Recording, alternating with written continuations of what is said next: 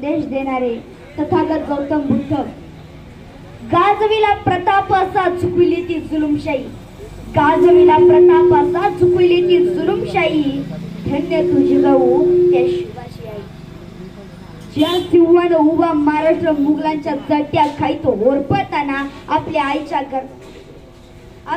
गर्भातच पाहिला होता, तोच बेचिराग झालेला महाराष्ट्र पुन्हा एकदा उभा करण्यासाठी आसमानी आणि सुलतानी सारख्या शत्रूंशी रात्रंदिवस झुंजत राहिला.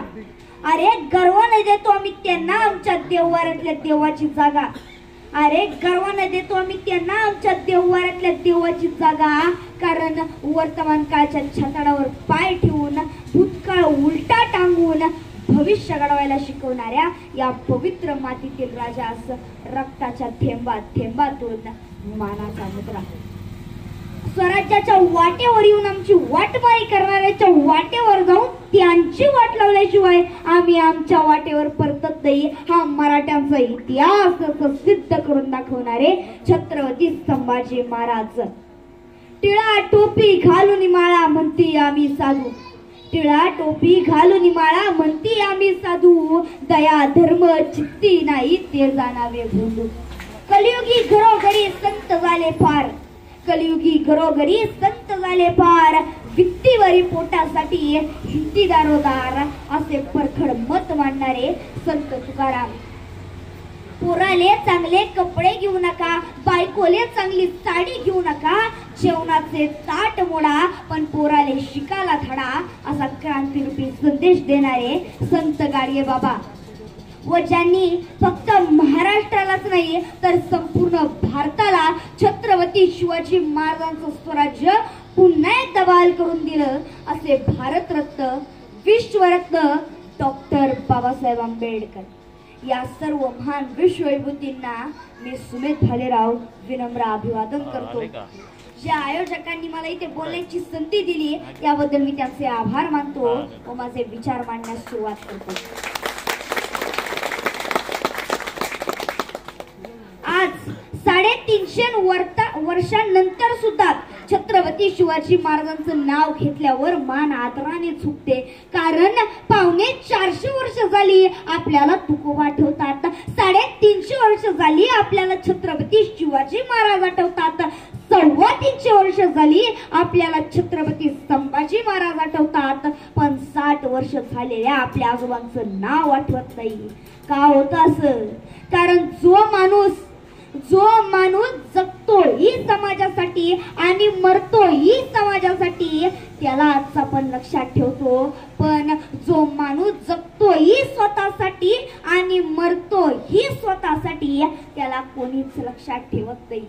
छत्रपती शिवाजी महाराजांनी स्वराज्य स्वतःसाठी नव्हे तर रयतेसाठी, सर्व मावळ्यांसाठी निर्माण केलं होतं. कसं निर्माण केलं स्वराज्य? एक एक विखुरलेला माणिक मोती जोडून स्वराज्य निर्माण केलं गेलं होतं. जेव्हा जिजाऊमासाहेब छत्रपती शिवाजी महाराजांसोबत पुण्यामध्ये आपल्या नवीन जीवनाची सुरुवात करणार होते त्यावेळेस कुठलाच गाववाला, कुठलाच मावळा तिथे राहायला तयार नाही. का? कारण श्रापित जमीने इथं मुघल आदिलशाही येते आणि हमला करते आणि निघून जाते, म्हणून कोणीच तिकडे राहायला तयार नाही. तेव्हा जिजाऊमासाहेबांनी स्वतः विश्वास दिला की मी तुमचे राजे छत्रपती शिवाजी महाराज इथे राहत आहे तर तुम्हाला इथे राहण्यापासून काय भीती आहे, असा विश्वास देत प्रत्येक मावळा तिथे राहण्यासाठी तयार झाला. श्रापित जमिनीचं स्वर्ग झालं, हिरवं रान झालं, पण याच हिरव्या रानामध्ये, याच स्वर्गामध्ये अजूनही एक अडचण येत होती, ती म्हणजे रानडुकर. रानडुकरांनी सगळा आयतोच घातला होता, सगळी नासधूस केली होती. मग रानडुकरांचं काय करायचं? रानडुकरांचं काय करायचं? स्वराज्यासाठी मावळे पाहिजे, स्वराज्य निर्माण करायचंय, गावं ही तशीच्या तशीच राहिली पाहिजे, ते अजून निर्माण झालं पाहिजे, हे स्वर्ग तसंच उभं राहिलं पाहिजे आणि शेतांचं संरक्षण करायचंय. काय करावं? मग जिजाऊमासाहेबांनी संपूर्ण गावाला दौंडी दिली की जो सुद्धा एका रानडुकराला मारून त्याची शेपूट कापून आमच्या समोर हजर करेल त्याला आम्ही एक सोन्याचं कडं देऊ.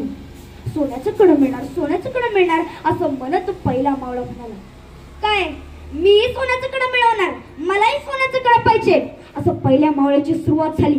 ने हातात भाला घेतला आणि रानडुकर कुठे याच तोंडात शब्द होते. कुठे गेला रानडुकर, कुठे गेला रानडुकर.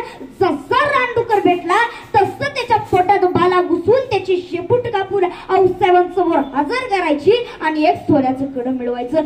बाजूला उभा राहिलेला मावळा म्हणायला लागला की जर का याला सोन्याचं कडं मिळतंय तर मला का नाही मिळू शकत, मीही सोन्याचं कडं मिळवणार, मलाही सोन्याचं कडं पाहिजे. असा पहिला मावळा, दुसरा मावळा, तिसरा, 4, 5, 10, 15 असं करत करत ही बातमी पोहोचली ती म्हणजे एका धिप्पाडांगाच्या मावळ्याकडे.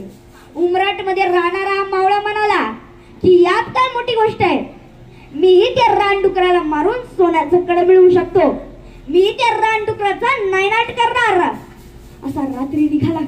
शांत रात्र होती, किडे किरकिर करत होते, हातात भाला होता आणि शोध होती ती म्हणजे रानडुकराची. रानडुकर कुठे, गावाच्या या बाजूला शोधलं, गावाच्या त्या बाजूला शोधलं, शेतात शोधलं, शेताच्या बाहेर शोधलं, पण रानडुकर काही कुठे भेटेना. रानडुकर कुठे गेलं की तेवढ्यात शेतामध्ये हालचाल दिसली. रानडुकर बाहेर आलं, रानडुकराच्या समोर तो मावळा, मावळ्याच्या समोर रानडुकर, की तेवढ्यात त्या मावळ्यांनी आपला पाला रानडुकराच्या पोटात घुसवला आणि रानडुकराचा नायनाट केला.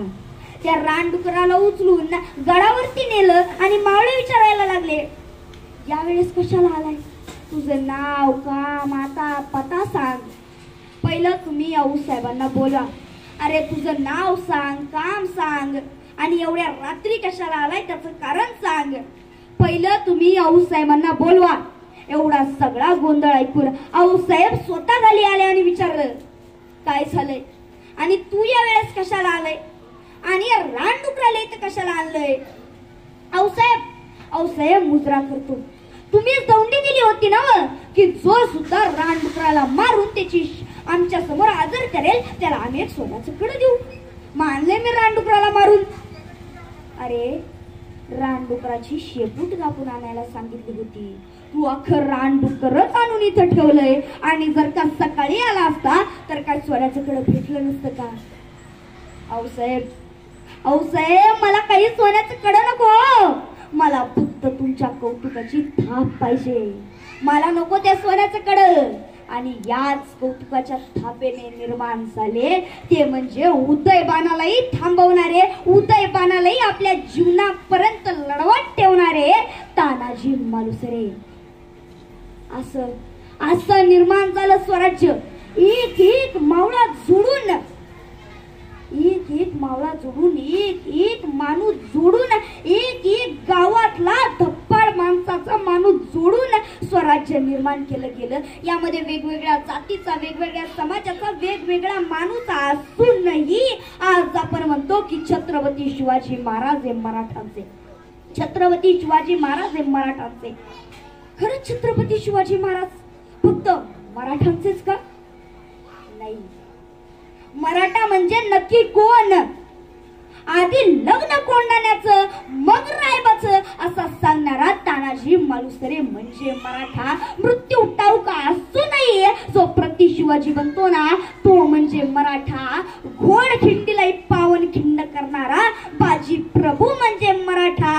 छत्रपती शिवाजी महाराजांची मान खाली जाऊ नये याच्यासाठी जो हत्तीशी झुंज देतो ना तो म्हणजे मराठा. व सर्व जात पात धर्म विसरून छत्रपती शिवाजी महाराजांसाठी जो एका शब्दावर स्वराज्यासाठी एकत्र येतो ना तो म्हणजे मराठा. आणि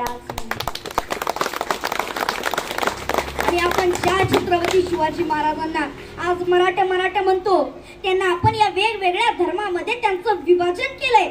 त्यांना मी सांगू इच्छितो, मानलंय छत्रपती शिवाजी महाराज फक्त मराठांचे असतील, पण त्यांचे विचार, त्यांच्या योजना, त्यांचा गनिमी कावा हा प्रत्येक माणसामध्ये, प्रत्येक समाजामध्ये पसरलेला आहे.